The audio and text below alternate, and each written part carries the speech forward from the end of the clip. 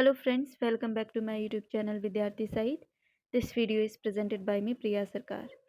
तो फ्रेंड्स, हम लोग पढ़ रहे थे यूनिट सेकेंड, और यूनिट सेकेंड के अंदर आज की क्लास में हम डिस्कस करेंगे नेशनल करिकुलम फ्रेमवर्क 2005 यानी NCF 2005. इस फ्रेमवर्क को भी हम टीचर एजुकेशन के पर्सपेक्टिव में डिस्कस करेंगे, क्योंकि हमारे सिलेबस में जितनी भी कमेटी, कमीशन, पॉलिसी, फ्रेमवर्क ये सब कुछ दिया है, इन सबको हमें टीचर एजुकेशन के पर्सपेक्टिव में पढ़ना पड़ेगा.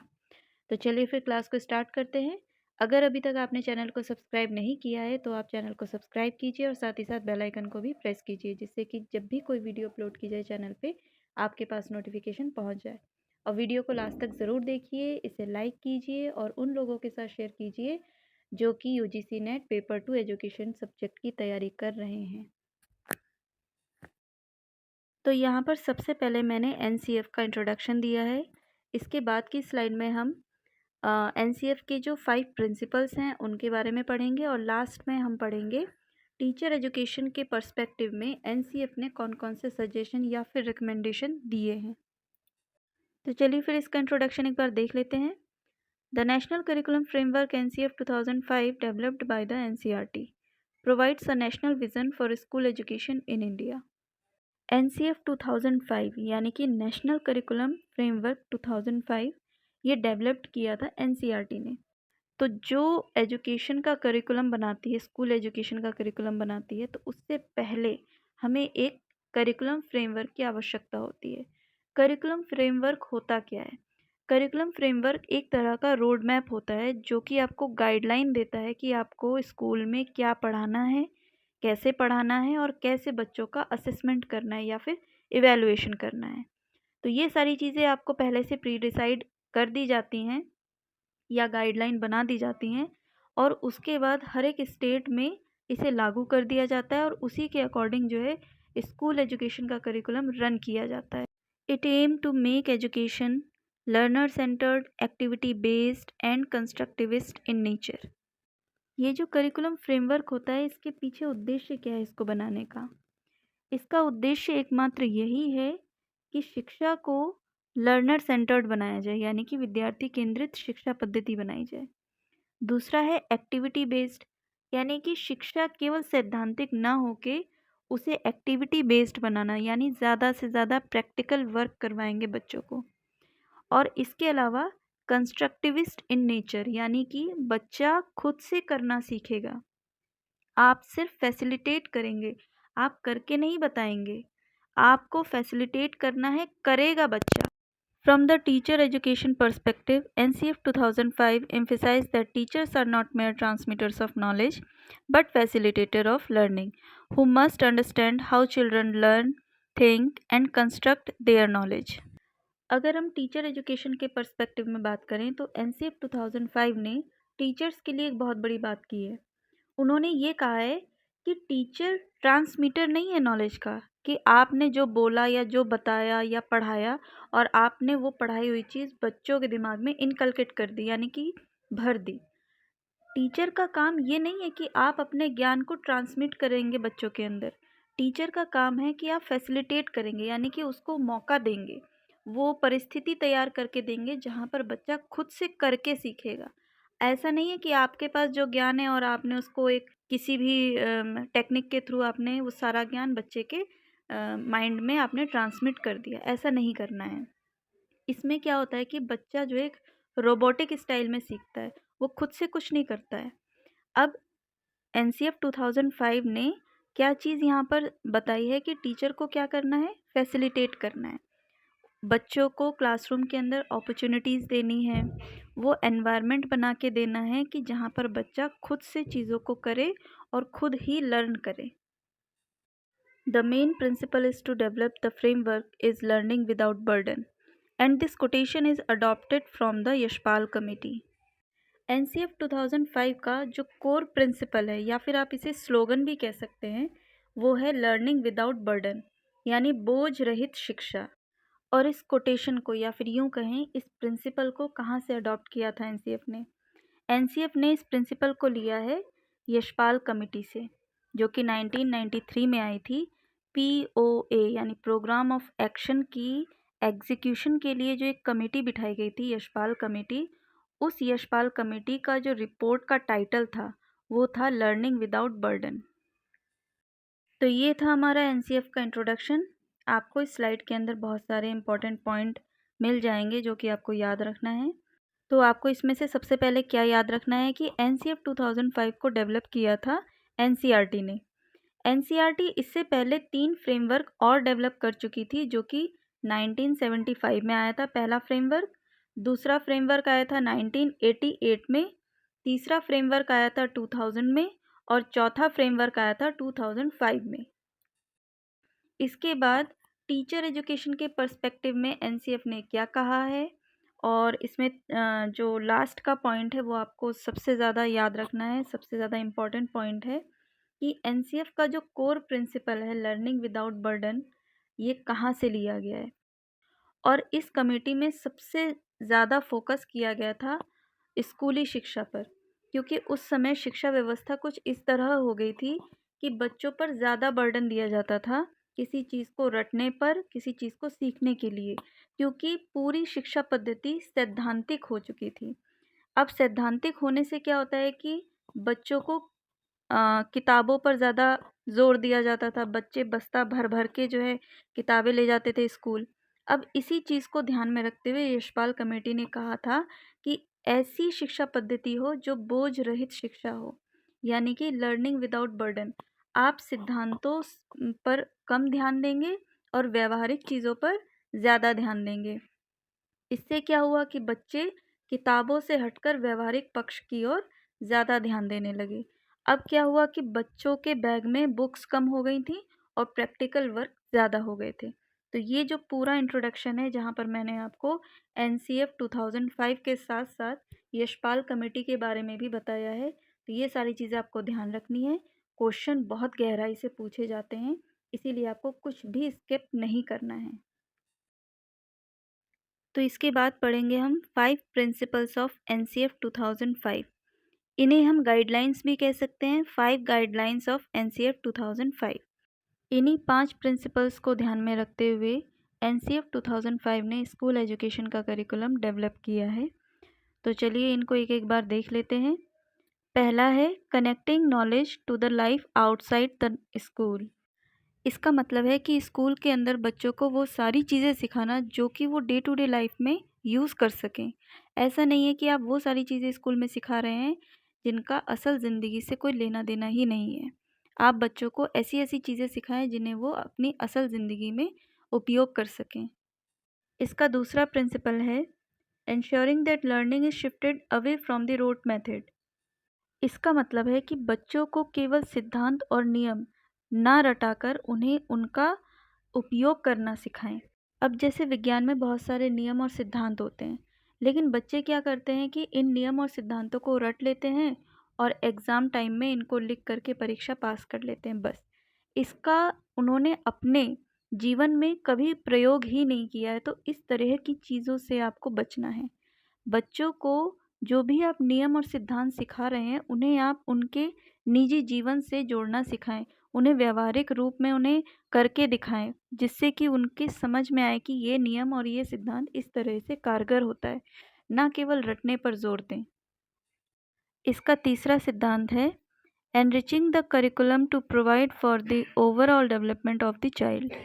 इसका मतलब है कि बच्चों के लिए एक ऐसा करिकुलम बनाया जाए जो कि उनके ओवरऑल डेवलपमेंट पर फोकस करे। अब यहाँ पर ओवरऑल डेवलपमेंट से मतलब क्या है? बच्चों को ना केवल उनके कॉग्निटिव डेवलपमेंट पर ध्यान देना है, उनके फिजिकल, मोरल, इमोशनल और सोशल डेवलपमेंट पर भी ध्यान देने की ज़रूरत है। बच्चों को सिर्फ ऐसे विषय ना पढ़ाए जाएं जिससे कि केवल उनकी बौद्धिक क्षमता का विकास हो। बच्चों को हर एक विषय पढ़ाया जाए जिससे कि उनके हर एक पक्ष का विकास हो, और साथ ही साथ उनको कुछ एक्टिविटी भी कराई जाए जिससे उनका जो फिज़िकल डेवलपमेंट है वो भी हो सके। अब आपने देखा होगा अपने आसपास बहुत सारे बच्चे होते हैं जो बहुत ज़्यादा इंटेलिजेंट होते हैं, लेकिन वो सोशल कनेक्टिविटी नहीं कर पाते हैं। क्यों? क्योंकि उनका सोशल डेवलपमेंट नहीं हो पाता है। या फिर बहुत से ऐसे बच्चे हैं जो पढ़ने में बहुत ज़्यादा होशियार हैं लेकिन वो फिज़िकल एक्टिविटी कुछ नहीं करते हैं। ना तो वो योग करते हैं, ना ही कोई एक्सरसाइज करते हैं, ना ही कोई फिज़िकल एक्टिविटी करते जिससे कि उनका फिज़िकल डेवलपमेंट हो सके। बहुत सारे बच्चे हैं कि जो इंटेलिजेंट भी हैं, सोशल भी हैं और फिज़िकल एक्टिविटी भी वो बहुत अच्छी करते हैं, लेकिन उनका इमोशनल डेवलपमेंट नहीं होता है। वो छोटी छोटी बात पे नाराज़ हो जाते हैं, छोटी छोटी बात पे गुस्सा करते हैं। तो ये जो टेम्परामेंट है ना, ये बच्चे का अगर अभी आपने अच्छे से उसको डेवलप नहीं किया है, तो ये आगे चल के उसको बहुत ज़्यादा दिक्कत करेगा। क्योंकि बहुत सारे बच्चे क्या होते हैं कि बहुत ज़्यादा इंटेलिजेंट होते हैं, हर एक मामले में तेज़ होते हैं, लेकिन उनका इमोशनल डेवलपमेंट नहीं होता है। तो वो क्या होता है कि आगे चल के जब उनकी लाइफ में बहुत ज़्यादा स्ट्रगल आता है, बहुत ज़्यादा टफ हो जाती है जब उनकी लाइफ, तब वो अपने इमोशन को बैलेंस नहीं कर पाते हैं और तब जाके वो कोई ना कोई गलत कदम उठा लेते हैं। इसीलिए हमें बहुत ज़्यादा ज़रूरी है कि बच्चे के हर एक पक्ष को मजबूत बनाना। इसके बाद इसका जो तीसरा प्रिंसिपल है वो है making examination more flexible and integrated with the classroom life. अब इन्होंने इसके अंदर दो चीज़ें इंक्लूड कर दी हैं। पहला इन्होंने लिखा है कि एग्जामिनेशन को मोर फ्लेक्सिबल बनाइए। दूसरा कि आप जो कुछ भी इवेलुएट करेंगे वो आपका किससे इंटीग्रेटेड होना चाहिए, क्लासरूम लाइफ से होना चाहिए। तो इसको एक एक करके समझते हैं। यहाँ पर एग्जामिनेशन को फ्लेक्सिबल बनाने की बात कही गई है कि मान लीजिए कि आप एग्जामिनेशन ले रहे हैं बच्चे का और आपने उसमें ऑब्जेक्टिव टाइप्स क्वेश्चन दे दिए हैं या फिर फिल इन दी ब्लैंक्स दे दिए हैं या फिर आपने उसको ट्रू फॉल्स वाले क्वेश्चंस दिए हैं। तो ये सारी चीज़ें क्या एक्सप्रेस करती हैं, बच्चा रट के आ रहा है और उसने वो रटी रटाई चीज़ें वहाँ पर एग्जामिनेशन हॉल में लिख दी। यहाँ पर उसने अपना कुछ एक्सप्रेस नहीं किया है, लेकिन आपको इन सब चीज़ों से थोड़ा सा हट के अगर इवेलुएट करना है तो आप क्या क्या चीज़ें इंक्लूड करेंगे। आप उसको प्रैक्टिकल वर्क देंगे, प्रोजेक्ट देंगे, कुछ ग्राफ देंगे या फिर कुछ ऐसी अलग एक्टिविटी कराएंगे जहाँ पर उसका अपना टैलेंट या उसकी अपनी एबिलिटी एक्सप्रेस हो सके। ना कि ऐसी चीज़ों के लिए आप उसको फोर्स करेंगे कि आप रट के आइए और उसको एग्ज़ाम हॉल में लिख कर आइए। आप जब उसको प्रैक्टिकल वर्क देंगे वहाँ पर क्या होगा कि उसकी इंडिविजुअलिटी निखर के आएगी। और इसी का जो दूसरा पॉइंट है कि integrated with the classroom life. आपने स्कूल के अंदर उसे जो कुछ भी पढ़ाया है, जो कुछ भी एक्टिविटी कराई है, आप उसी से ही उसका असेसमेंट करेंगे। आप एक्स्ट्रा बाहरी चीज़ें नहीं देंगे जिससे कि बच्चे को अनकंफर्टेबल फील हो कि ये चीज़ें तो मैंने पहले कभी पढ़ी नहीं है या ये चीज़ें मुझे पहले कभी करवाई नहीं गई हैं। और सबसे लास्ट वाला जो प्रिंसिपल है एनसीएफ 2005 का जो पांचवा प्रिंसिपल है वो है nurturing an overriding identity informed by the caring concern within the democratic polity of the country. इस पॉइंट के अंदर तीन चीज़ें एक साथ कर दी गई हैं। पहला है नर्चरिंग, दूसरा है ओवरराइडिंग आइडेंटिटी और तीसरा है democratic polity of the country. यहाँ पर जो पहला पॉइंट है, पहला जो शब्द है नर्चरिंग, उसका मतलब है कि बच्चे का तीनों पक्ष से विकास करना, यानी कि उसका संज्ञानात्मक, भावात्मक और शारीरिक, जिससे कि वो किसी भी कार्य को करने के लिए सक्षम बन सके। इसका जो दूसरा पार्ट है identity informed by the caring concern, इसका मतलब है कि बच्चा अपने कर्तव्यों को, अपनी जिम्मेदारियों को समझे और राष्ट्र के हित में अपना योगदान दे। तीसरा इसका जो पॉइंट है वो है democratic polity of the country, यानी कि जो लोकतांत्रिक मूल्य हैं, कॉन्स्टिट्यूशनल वैल्यूज़ जैसे freedom, equality, justice, participation, respect and responsibility, ये जो लोकतांत्रिक मूल्य हैं यानी कि कॉन्स्टिट्यूशनल वैल्यूज़, इन सब के बारे में जाने, समझे और इनका पालन करें। तो एनसीएफ 2005 में ये 5 गाइडलाइन दी गई हैं। इनको ध्यान में रखते हुए हमें स्कूल एजुकेशन के करिकुलम को तैयार करना होता है जिससे कि हम बच्चों के अंदर ये सारी चीज़ें डेवलप कर सकें। अब इसके बाद पढ़ेंगे हम कंट्रीब्यूशन टू टीचर एजुकेशन। इसका जो फर्स्ट पॉइंट है वो है कंस्ट्रक्टिविस्ट अप्रोच। तो सबसे पहले टीचर को ही तो जानना ज़रूरी है कि कंस्ट्रक्टिविस्ट अप्रोच है क्या और इसको किस तरह से एग्जीक्यूट करते हैं, तभी तो फिर वो क्लासरूम में इस प्रिंसिपल को फॉलो करेगा और बच्चों को कंस्ट्रक्टिविस्ट अप्रोच से पढ़ा पाएगा। इसका सेकंड पॉइंट है करिकुलम एंड पेडागोजी इंटीग्रेशन। आप क्लासरूम के अंदर कोई भी कंटेंट पढ़ा रहे हैं तो उसका इंटीग्रेटेड पेडागोजी आप लेके आएंगे।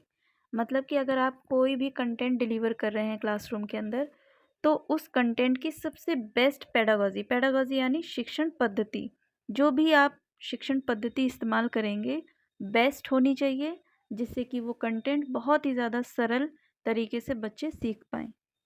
तीसरा है इंक्लूसिविटी एंड इक्विटी। अब ये जो इंक्लूसिविटी और इक्विटी है, ये क्या है? ये एक तरीके का वैल्यू सिस्टम है। अगर टीचर के अंदर इस तरह के वैल्यूज़ नहीं हैं, तो वो क्लासरूम में बच्चों को ऐसे वैल्यूज़ नहीं दे पाएगा। इसके बाद है असेसमेंट रिफॉर्म। टीचर को अपने असेसमेंट के तरीके में बदलाव लाना चाहिए, क्योंकि जब क्लास में हम ये देख पा रहे हैं कि हर एक बच्चा दूसरे बच्चे से अलग है, तो असेसमेंट का तरीका भी अलग होना चाहिए कि आप एक ही पैरामीटर डिसाइड करके आप सभी बच्चों का एक जैसा असेसमेंट नहीं ले सकते हैं। इसका अगला पॉइंट है प्रोफेशनल डेवलपमेंट। यहाँ पर प्रोफेशनल डेवलपमेंट का मतलब है एक टीचर को ऑलराउंडर बनना है। ऑलराउंडर बनने के लिए टीचर को क्या क्या चीज़ें सीखनी पड़ेंगी? उसको अपने कंटेंट पर अपडेट रहना पड़ेगा, क्योंकि बहुत सारे टॉपिक होते हैं जो हर साल इंक्लूड करते हैं। जैसे साइंस में मान लीजिए कोई नया इनोवेशन होता है, तो वो चैप्टर इंक्लूड कर दिया जाता है। तो ये जो करिकुलम जब चेंज होते हैं, तो टीचर को भी क्या करना होता है? अपने आप को अपग्रेड करना होता है। उसके बाद टीचर को हर एक टॉपिक के लिए अलग अलग पेडागॉजी स्किल सीखनी चाहिए, या बच्चे की नीड के अकॉर्डिंग पेडागॉजी स्किल सीखनी चाहिए, जिससे कि वो क्लासरूम के अंदर एक्सपेरिमेंट कर पाए और बच्चों को कंटेंट डिलीवर कर पाए। इसके अलावा टीचर को हर एक फील्ड की नॉलेज होनी चाहिए, क्योंकि जो बच्चा है क्लासरूम के अंदर वो आपसे किसी भी तरह का क्वेश्चन कर सकता है। इसके लिए आपको अपडेट रहना चाहिए, क्योंकि 12th के बाद बहुत से बच्चे जब करियर ऑप्शन चूज़ करते हैं, तो बहुत से स्कूल में एक काउंसलिंग करवाई जाती है, जहाँ पर टीचर्स की एक बैठक होती है, मतलब टीचर्स का एक पैनल होता है, जहाँ पर वो बच्चों को गाइड करते हैं, उनको काउंसिल देते हैं कि आपको आपके अकॉर्डिंग, आपके स्किल और आपके इंटरेस्ट के अकॉर्डिंग कौन सा आपको करियर ऑप्शन चुनना है।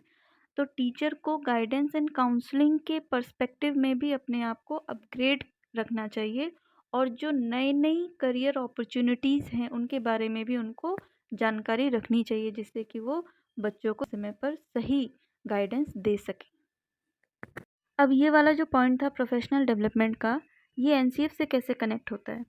तो देखिए, एनसीएफ क्या करता है कि करिकुलम तैयार करता है, जहाँ पर आपको वो ये बताता है कि आपको बच्चों को क्या पढ़ाना है, यानी कि नए नए कंटेंट इंक्लूड करेगा। तो टीचर को भी as a learner life long process ये रखनी चाहिए कि वो एक लर्नर की तरीके से काम करे और नई नई चीज़ों को सीखने के लिए तत्पर रहे, जिससे कि जब भी कोई नई चीज़ इंक्लूड की जाए, तो वो उस चीज़ को जल्दी से कैप्चर कर पाए और बच्चों को वो चीज़ सिखा पाए। दूसरा, मैंने अभी बताया था आपको कि पेडागॉजी स्किल भी टीचर को सीखना चाहिए। क्यों? क्योंकि एनसीएफ ने कंटेंट के साथ साथ ये चीज़ें भी मेंशन की है गाइडलाइन में कि आपको पढ़ाना कैसे है। आपको न्यू पेडागोजी स्किल्स आनी चाहिए, आपको आईसीटी आना चाहिए, आपको टीचिंग मेथड्स आने चाहिए, आपको प्रोजेक्ट बनाना आना चाहिए, क्योंकि आप खुद अगर इन सब चीज़ों से अपडेट नहीं हैं, तो आप बच्चों को नई चीज़ें नहीं सिखा पाएंगे। तीसरा मैंने बताया था गाइडेंस एंड काउंसलिंग के लिए, क्योंकि एनसीएफ फर्स्ट टू 12th तक का सिलेबस तैयार करती है, सॉरी करिकुलम तैयार करती है, तो 12th में जो वोकेशनल एजुकेशन होता है उसके लिए भी एनसीईआरटी इसका करिकुलम तैयार करती है। तो जो वोकेशनल एजुकेशन होता है उसके बाद क्या क्या करियर अपॉर्चुनिटीज़ होती हैं, इन सब के बारे में नॉलेज भी तो होनी चाहिए टीचर को, तभी तो वो बच्चों को अच्छे से गाइड कर पाएगा। तो ये जो सारी चीज़ें हैं ये प्रोफेशनल डेवलपमेंट के अंदर आती हैं, और प्रोफेशनल डेवलपमेंट के अंदर जो कुछ भी मैंने आपको पढ़ाया है ये एनसीएफ 2005 से कनेक्ट करता है। अब इसका जो लास्ट पॉइंट है ये बहुत ही ज़्यादा इम्पॉर्टेंट पॉइंट है, इसको आपको ध्यान रखना है।